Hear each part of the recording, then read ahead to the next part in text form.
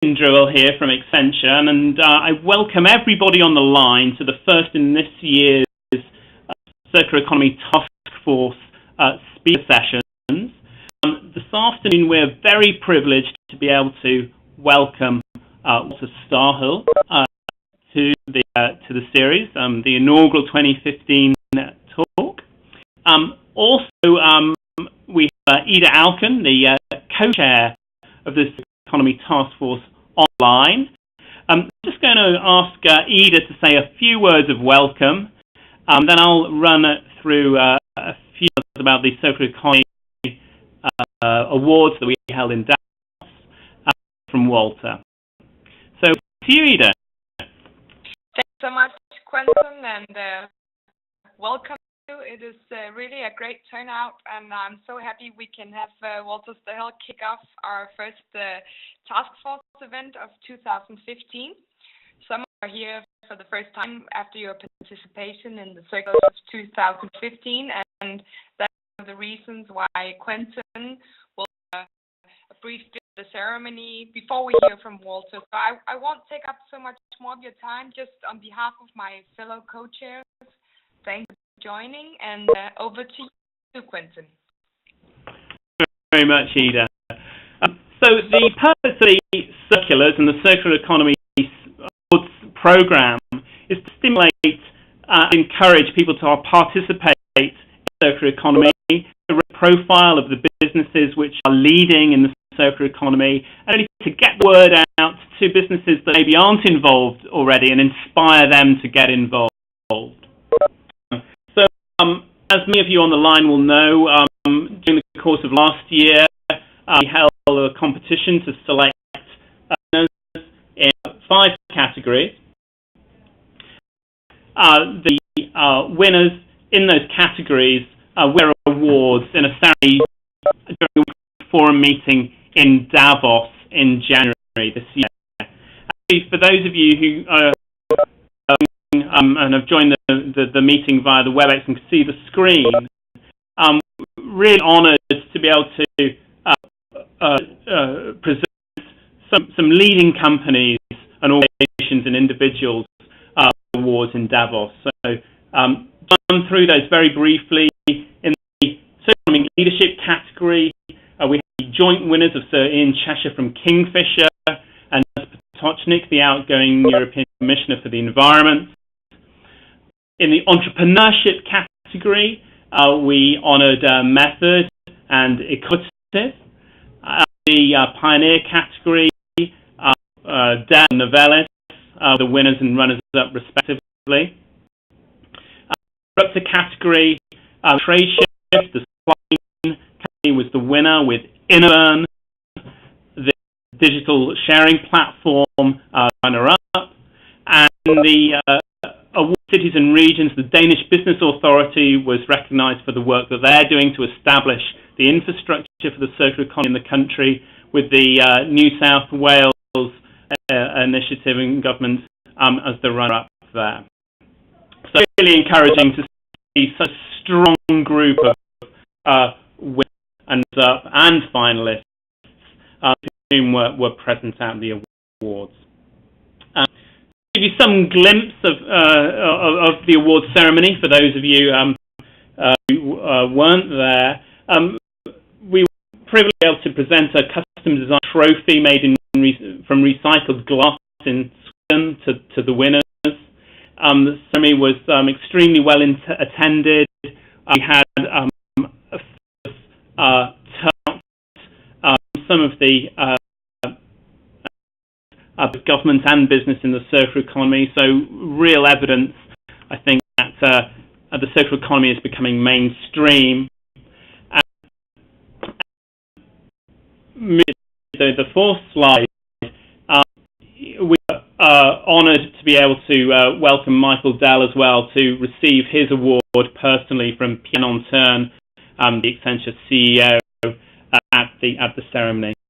And in the bottom left, you can see the co-chairs. So Ida is there in the centre there, P.A.C. from Accenture on the right, and David Rosenberg from Aero Farms on the left. And on the bottom right, we've got receiving his award from Bill McDonough. So really fantastic competition and real kind of credit to everybody who got involved. And I think we're really starting to move the dial on the profile that the circular economy has globally. And that's evidenced by some of the media coverage that we had from our media partner, Fortune, and globally, in coverage from some very high-profile publications, Fortune and Forbes, and some leverage on LinkedIn from the two who were also present covering events. So, if you want any more information, please do go to the Circulars website at www.thecirculars.org. Just the competition for next year will be opening for entries on the 1st of May, so we're putting together plans now. So do the website for further information and details of how to get involved coming on stream in the next month. So without further ado, I'm going to hand over now to Ida to say a few words of welcome to Walter and to introduce Walter and his work before Walter then kicks off with his talk. Over to you, Ida. Thank you, Quentin, and really it's a great honor to be able to introduce Walter Stahel, who is the founder director of Product Life Institute, who many of you probably have heard of. For those of you who hasn't, is a non-for-profit consulting organization that is really devoted to sustainable strategies and policies. And I was told Walter that invented the phrase cradle to cradle. He is regarded as one of the most eminent thinkers on the circular economy. And he has been an active proponent of this thinking since the 70s, which is a rather good record, I would say. And he believes that the circular economy, in a circular economy, that really the idea that waste managers become resource managers, that Walter has been building, and the idea that we must move up the preservation chain is also one of his strong ideas. He has written several papers. He has spoken at conferences all over the world. He's been nominated for multiple awards. You saw him as a for the Circulars 2015, maybe with those of you that were very observant. He's taught at universities in UK and Japan, and he's worked as a consultant developing and designing sustainable solutions. And Walter, he founded the Geneva-based Product Life Institute in 1983. In 2010, he published a second edition of his book, The Woman's Economy, and argues that the real lever to move the circular economy forward is sustainable taxation, and that human labor is a renewable source. So this is a very difficult move, I know, as a legislator, to move from tax labor to resources, which is one of the things I'd really love to hear Walter say something about. And so it's just a great honor for me to be able to introduce and pass over the floor to Walter Stahel. Please, Walter. Good afternoon to all of you in the audience. Let's start with the slides. I'll take you through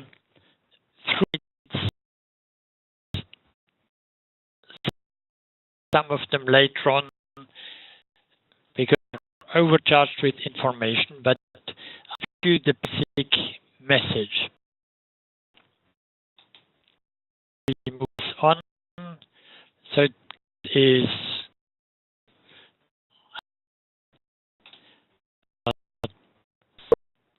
production of the linear economy and then moving not to talk about is the impact of human activity on the planet. I really talk about the man-made stock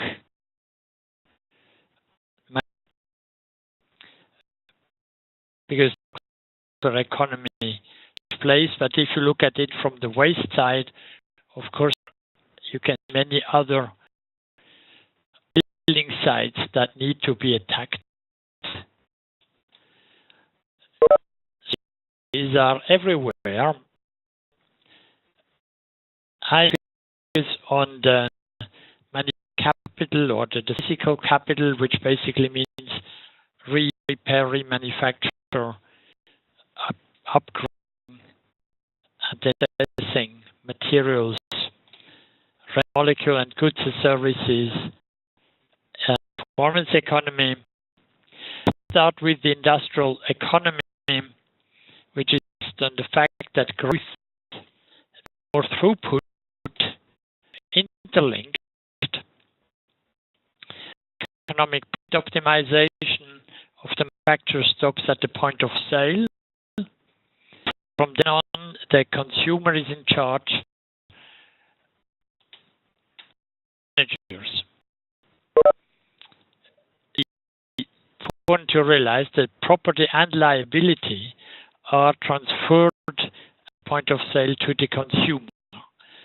And you have zero life products, that's those who never are sold to consumers.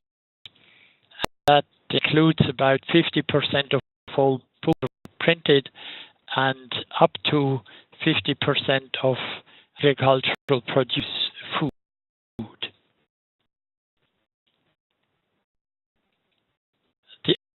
The industrial economy is a value system which value depreciation period. For example, a computer is 3 or 5 years, the car is 7 years. That period, the product has no more value. If somebody breaks it, tough luck for the owner. And here you can see a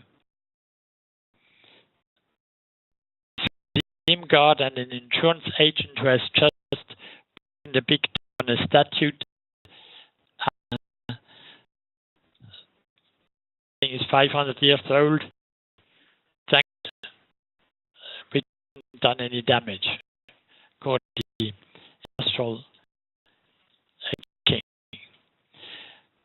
Industrial economy, consumer desires, implying the business safer syndrome with cars. And of course, the status symbols. Salesman, when a salesman comes home from a trip and he finds his wife mending stockings, asks them to throw them out. He doesn't any repairs done in his house, but actually bankrupt and really afterwards commits. But image is very important. Business of a circular economy, right to the left, talk about profits, remarketing, repair, manufacturing, profit barrier to the left of the blue line is normally not. Reason, of course, is necessary, but people reach by recycling products. So, if the same information with sales,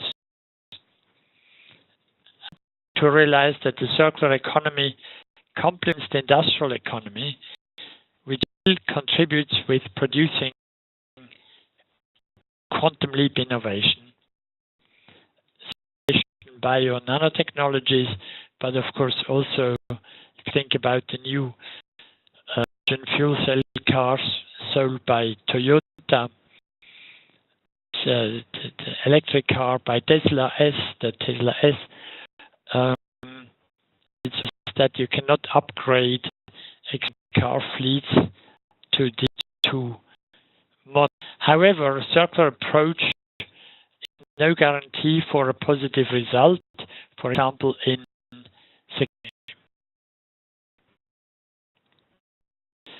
economy is, in my opinion, about about make profits, and its own rules,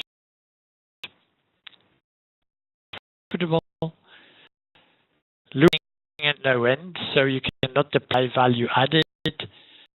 The lower of the circular flow, normally the higher the.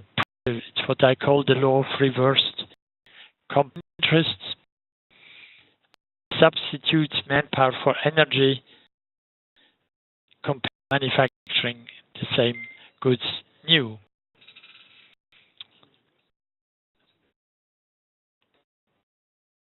Circular economy is much ruled by trust and guarantee for value.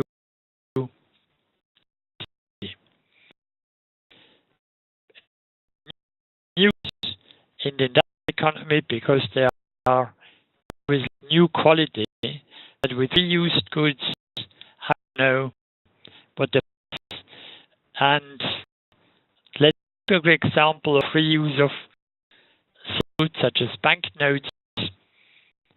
When note, you normally forget to ask, but how old is this? And this is the latest model. You can example that the blue 20-euro banknote is outdated because it is only in 2 languages, whereas the new banks are in 3 languages. But it has yet to ask for a discount, given a out-of-fashion banknote. In other words, the value of the banknote is independent of the material of the banknote. It is linked to the thing, the national bank that guarantees the value of the banknote. And on the right, you can see one ways that he used to win his Richard Nixon. Would you buy this car from this man? Which implies that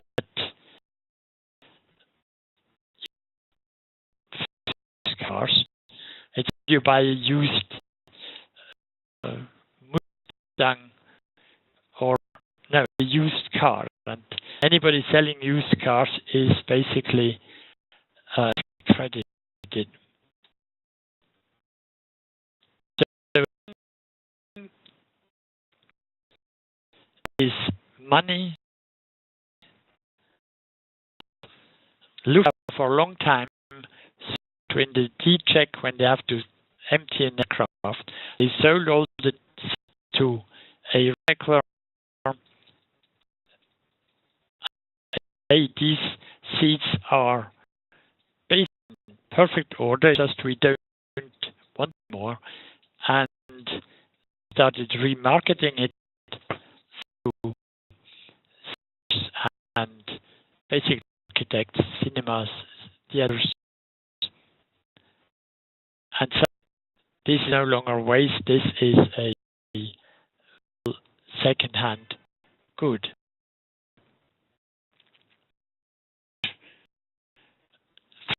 Economy, which is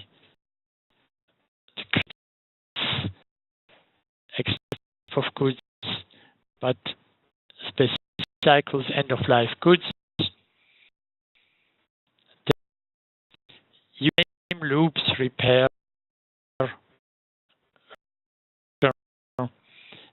economy, but now we focus on value preservation, stewardship, notes of ownership. So, for example, a haulage company managing a fleet of in a lake economy, big interest in repairing and remanufacturing cars. They normally also have the skills to do it. And the performance economy, will come to that at the end, combines storage and manufacturer skills with operation and maintenance skills to value from stock. Now, economy.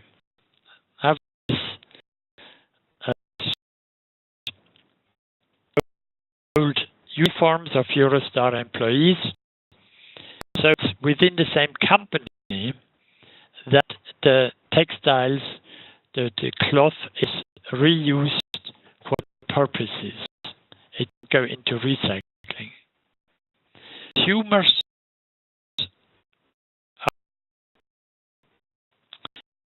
if they keep products for a long time, but like teddy bear products, you top left you see one of my teddy bears, 1969 Toyota Corona, and Patek Philippe is a watchmaker that exploits this.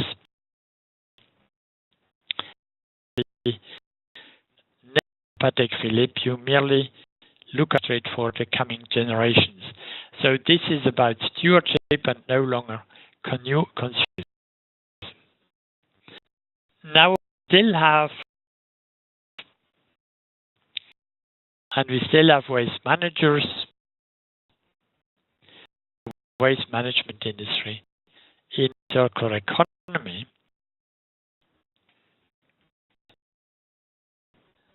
Again, it's preserving value.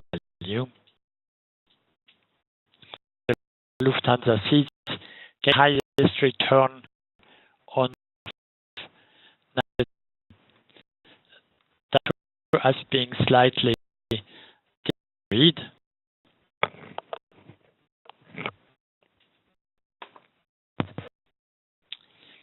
But I'll help you. If on the right side, collection is very important. We can remarket the molecules. For the non-destructive collection of where to make money.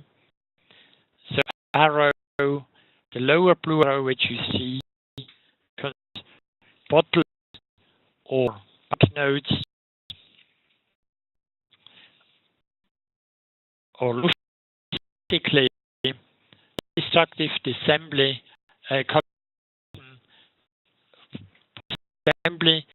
for more complicated goods, and then lead into the reuse and remarket section.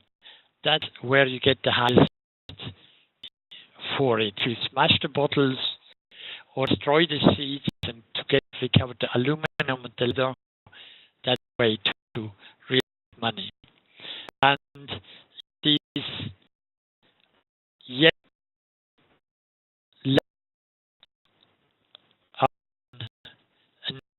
game changer that could put waiters out of business if we wait.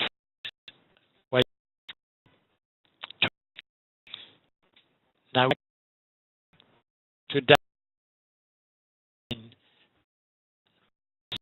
new business opportunities, it has technological progress, it's legislation and changers. A big of things very black don't even know about it until you.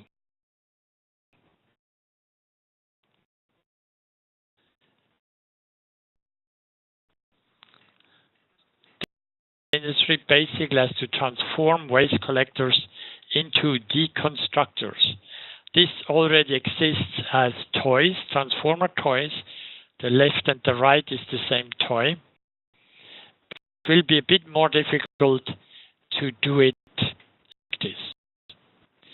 Deconstructing buildings that has started. Here is pictures of the ANA Intercontinental in Tokyo. So demolished, it's deconstructed in a way that you recover all the materials and parts, whatever, even the energy deconstruction by using meters to bring the waste as a generator.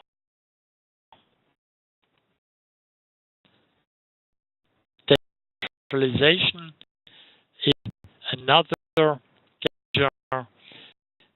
It's that people have mineral water in restaurants with reusable packaging, but also at home. Of course, microbreweries, 3D printing. There's a number of new approaches, intelligent decentralization. The important question is, could we change now?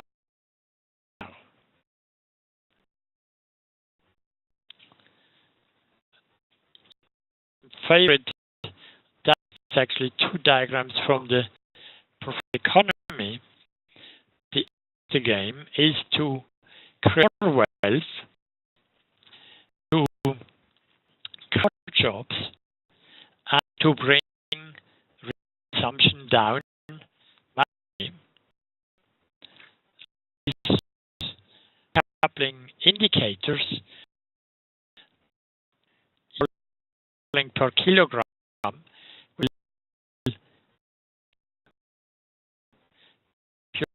speaking if wealth goes up and resource consumption goes down, and the same for man hours per kilogram will up at what in reality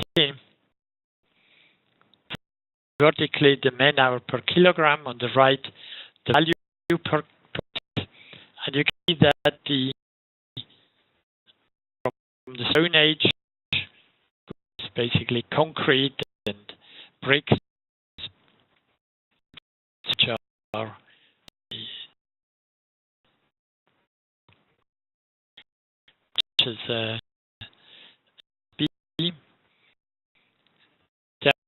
on the kilogram, not very high on the value per weight, and compare that to reuse or manufacturing performance, good performance, life sciences, nanotech. You can see that we are in a completely different with regard to sustainability, if this is the way to measure sustainability.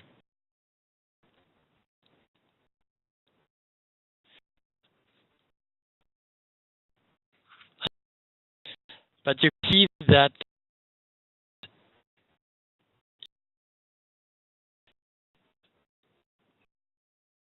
compared to managing new ones, you will everything is lower. The raw consumption, waste, energy, emissions,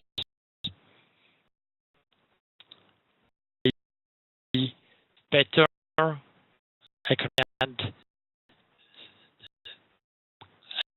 better proportion.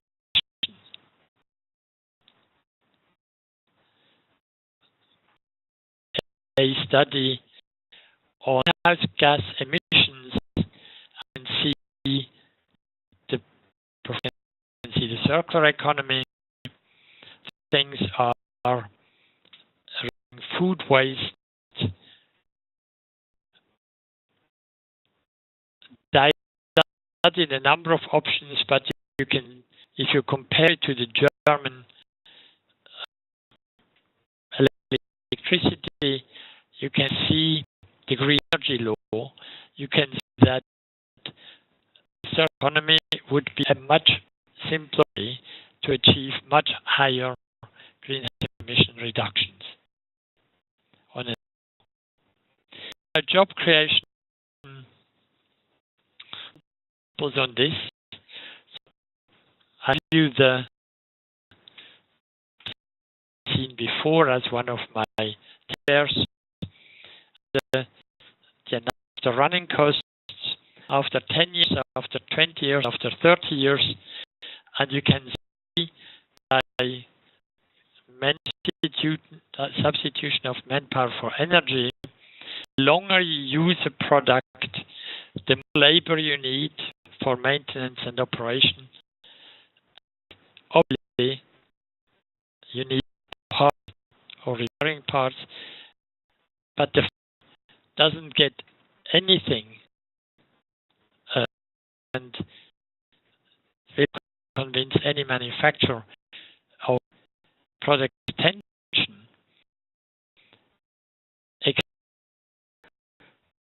the car, but the utilization of the car when they reap all the benefits. But you see the job creation is obvious. Another reason that is quite the angle, because for many people they second-hand goods with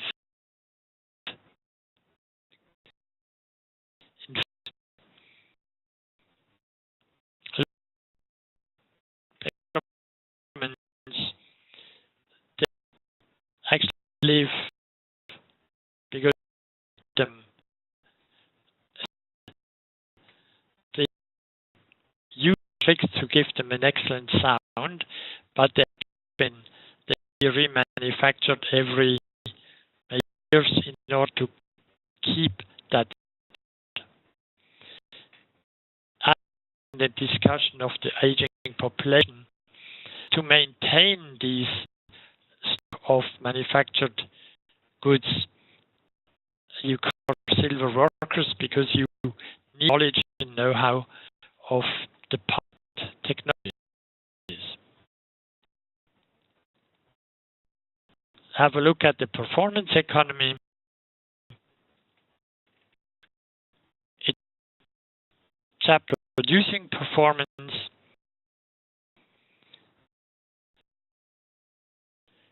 That's in the next minutes. Managing performance over time, which is the economy. Service economy, a pay-use model,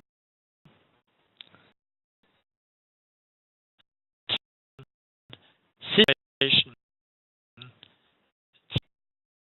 effectiveness, public procurement, and utilization of the cost of risk and of waste. Resource security for corporation and nation where these companies are based. Systems innovation,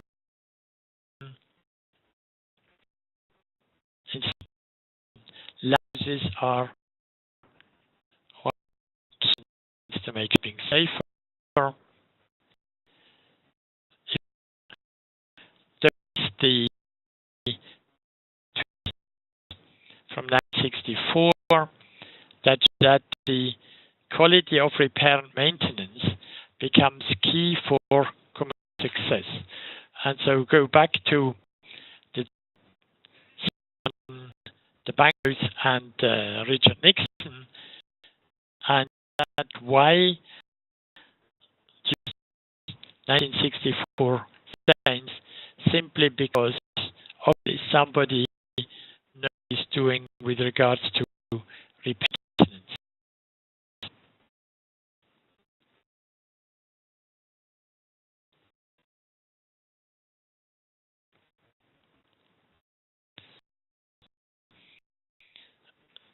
The important is that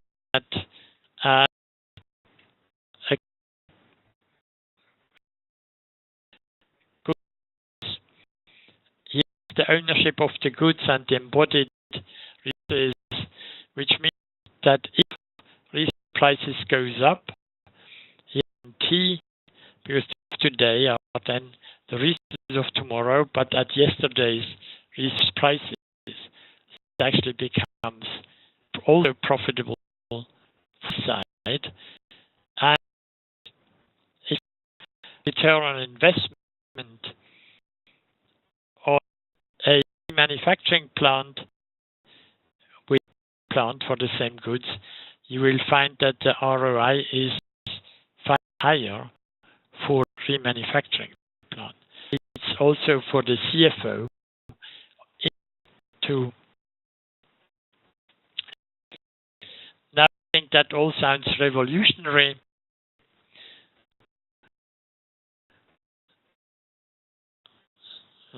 Make you read Aristotle. You will see in one of the books where his true wealth is in utilization, not in ownership, not really in anything.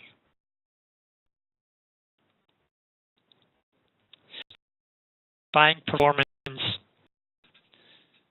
use, and you have the one after the other. Typical examples and that you are probably using frequently, but you never thought about it, that actually buying and not the to private initiatives, for example, to implied a 78-year contract to design, finance, build, and operate the bridge. The value ways of by durable construction, because you wish to assume the maintenance costs and operating costs, the that rise that the users, so you can only increase your profits by reducing your costs. Buying performance, which is the new green public procurement,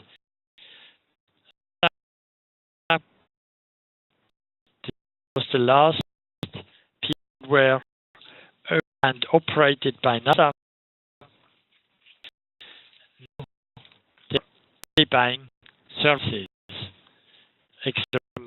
Mars, the mission to Mars, that is still under control of NASA.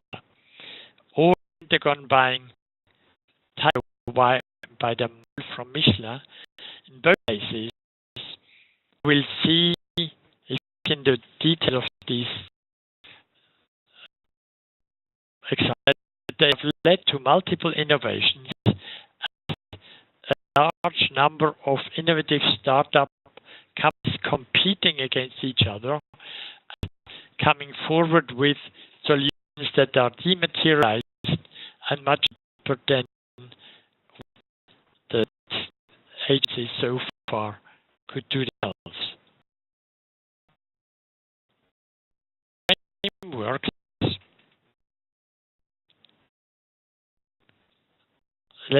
sustainable taxation.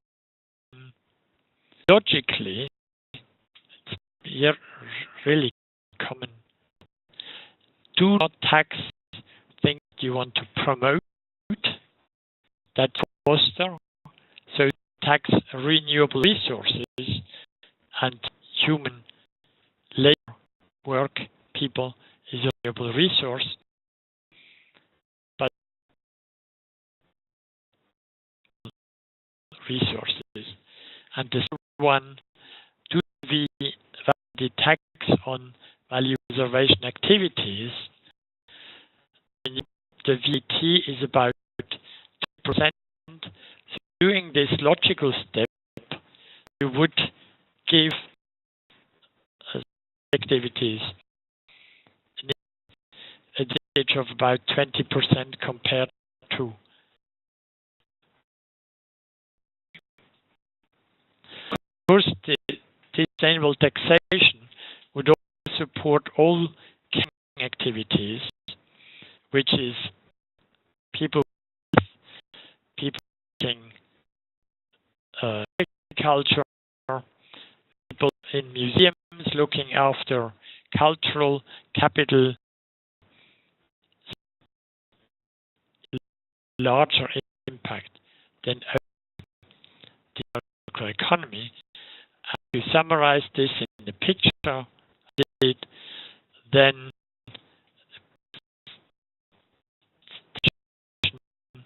we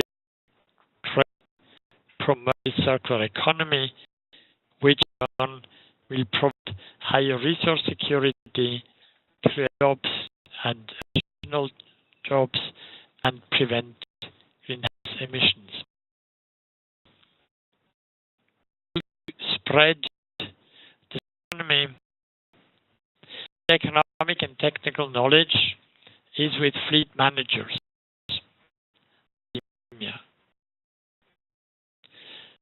Students leaving university have never heard of the opportunities in the circular economy. And this, of course, cannot find that already know all these things. So I think the key today to get the economic and technical knowledge of the circular economy into academia and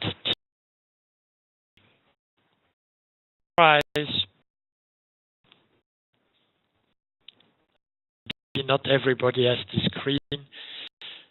The circular economy will result in a decoupling of wealth and resource consumption, in addition from supply chains to supply circles, shift from throughput to stock management, and from value added to value preserved.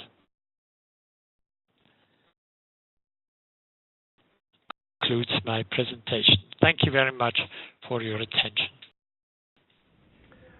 Thank you very much indeed. That was a phenomenal presentation, and certainly, you're one of the leading thinkers in the circular economy, and so to hear some of those concepts brought to life has been very inspirational indeed. So thank you so much. And I know from the volume of questions which has come through on the online chat facility, the audience have shared that opinion as well. So I can barely select from the most interesting ones. So I'm afraid you'll have to prepare yourself for a bit of a barrage, Walter. So the first topic that seems to have pricked the attention and imagination of the attendees is around taxation. Obviously, I think the saying is people have their hearts on their left but their wallets on their right. It's interesting to know what your feeling is in terms of, you talk about value add not being taxed. You talk about not being taxed. So that means income taxes being lower. So what would be a sustainable taxation framework that would replace those tax sources for government? In the United States, you already have 11 states that do not tax labor, and another, I think, 12 states are studying the concept. Florida taxes the construction industry instead of labor.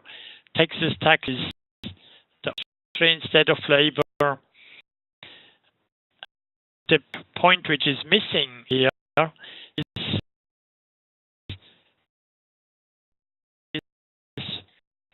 the consumption of non-renewable resources to the subsidies for the future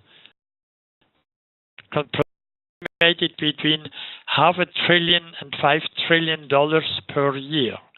So the first thing would be stop subsidizing the consumption of non-renewable fossil, and that would already give you a lot of money. Then, if you non-renewable resources calculated for Germany, this means something like 10 cents per kilogram.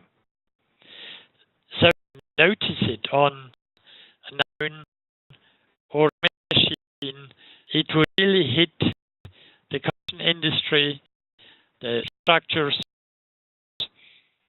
but the biggest resource or material consumers, and it gives them a very strong incentive to spend and do proper operation maintenance on infrastructure and things. Don't think it would a lot. It's that in our mentality, taxing labor is cheap because labor cannot go abroad.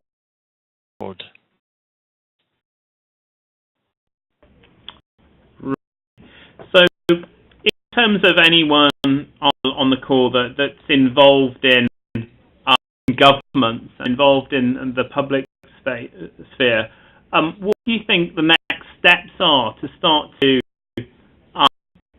get this framework onto the agenda, to start moving in that direction? How could that be made actionable? Well, the Club of Rome will publish in the spring a report on this context that I think will hopefully convince many politicians of these ideas, because they have used the input-output method to relate the Swedish economy to a circular economy, and especially to a performance economy, would bring about. Result is it would have own effects on job creation, on GDP, on trade. The whole list haven't found a single where it would actually have an effect on the economy. Now, this is the first time that somebody has had the courage to do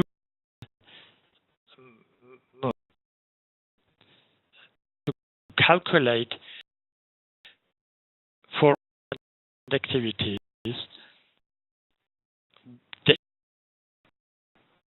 I convince politicians that it is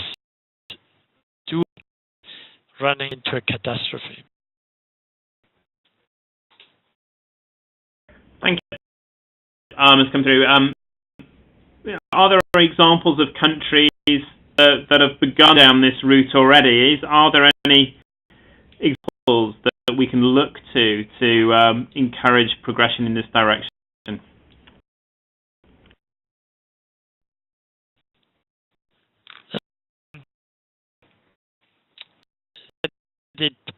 In a casting way, taxes were introduced to finance the British wars. Tax in France was introduced in 1914 to finance the First World War. So labor taxes are actually they haven't always existed. The taxes, once you introduce them, why you should abandon them once the war is finished, because it's a nice income. Talk to somebody from the UK Treasury, for example. He didn't have any problem with value tax on the circular economy. It's more the labor politicians start to realize that the biggest problems today is the unemployment that in many countries is now between 25 and 50%, even Europe, and that becomes a time bomb.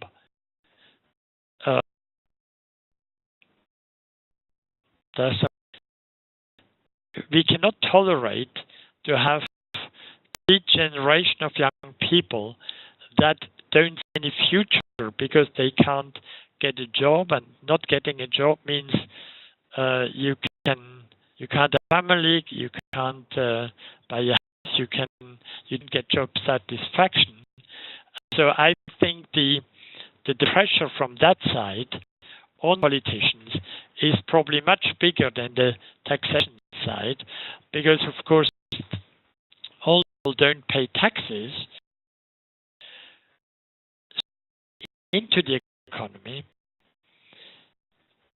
Even they would be much better off than in the situation where need the taxes partly to pay for people who don't have a job.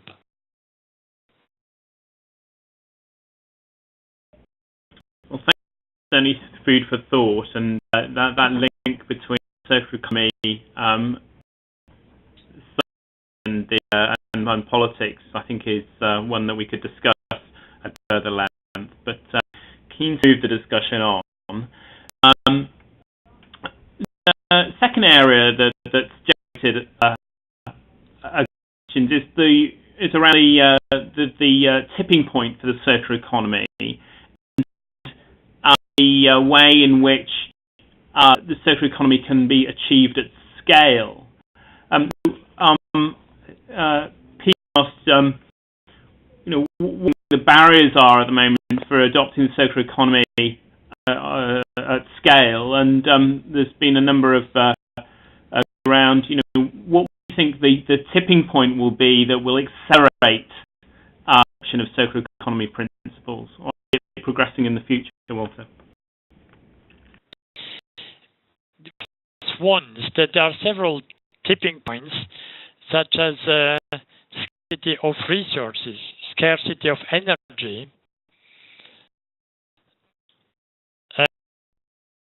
lack end of pipe, and at the beginning pipe, the pressure to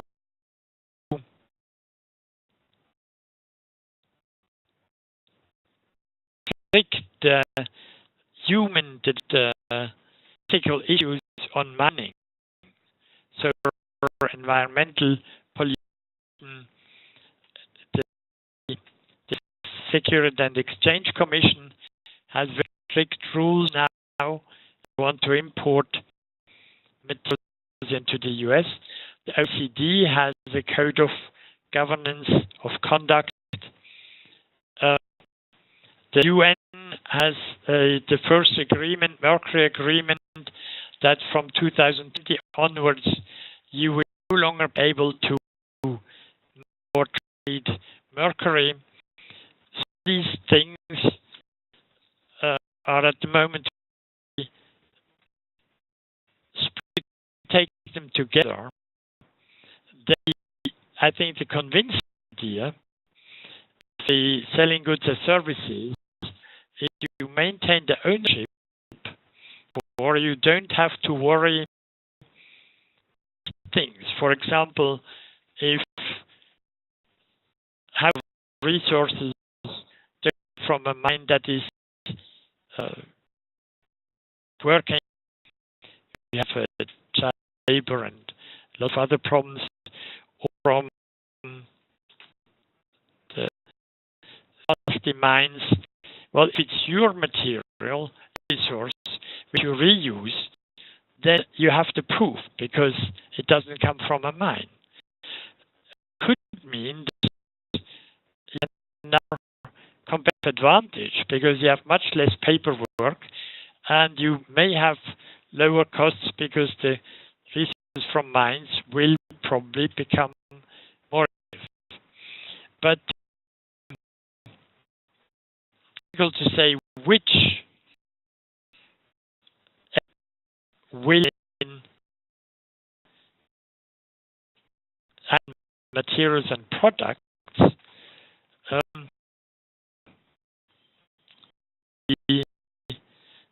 The point will be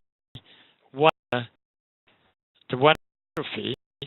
Not the situation doesn't tip at the peak.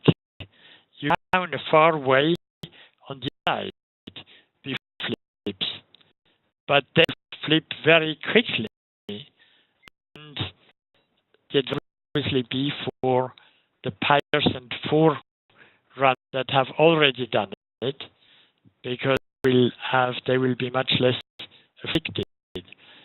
This would need to be looked into for different and different companies, different products.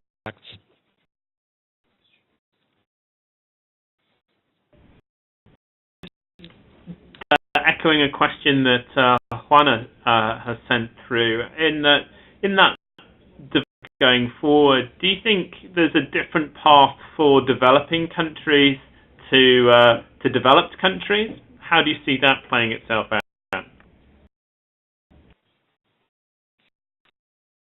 Developed countries, industrialized countries, have in markets for many goods.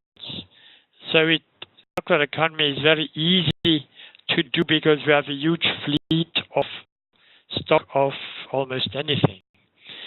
The main countries, especially even like China or India, they have to catch up on infrastructure, airports, schools, facilities, anything you want. And so they have more problems cutting down resumption. Already very aware of the opportunities of circular economy. For example, China has a very extensive circular economy law, which includes recycling. Japan was, of course, one of the first ones. There are a number of countries. The EU has the work of 2008 that specifically puts prevention before and states that priorities must be reuse, service life extension, and preparation for reuse by communities. Now, this EU waste directive hasn't been put in force in most member states. There's a lot of pressure. Now, the new has that they have thrown out the recycling directive of the last Commission, and they have promised to go fix it. I think it made the government has a National Assembly has a task force on this. The Scottish government is very eager to involved in this. They have just established the first Institute for Remanufacture University in Scotland, which is probably the first for remanufacturing in Europe. Korea already has this. Japan has this. The unit. So I think in the end it becomes a question of international competitiveness. How you do it or forced to do it. If now you by not being into a situation that you will not feel very comfortable, they will be after the competitors.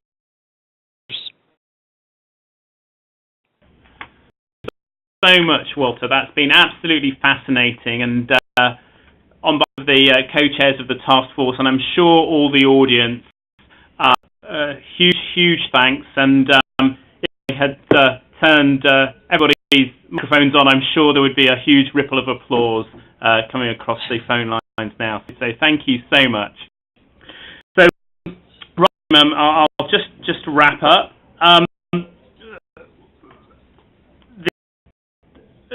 Team will be at the Resource Show in London next week. So if you are attending the Resource Show, do come along to meet us. We'll be holding a networking reception each afternoon of the show at 3 p.m. So it will be a real pleasure to see you there. In terms of next talks in the series, we have Ted Wiley from Aquion Energy on March the 11th. Adam Lowry from Method on the 7th of April. So do look out for invitations coming through in the next week or so. It'd be great to have you attend.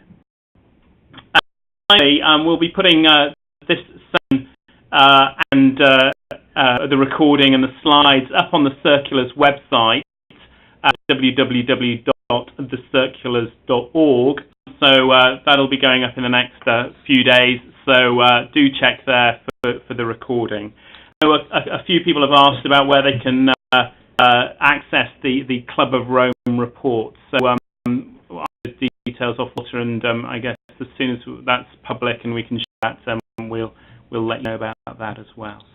But thank So once again, Walter, thank you so much, and thank you to everyone for joining, and I hope you've enjoyed the session. Thank you. Bye-bye. Thank you very much. Thank you to all.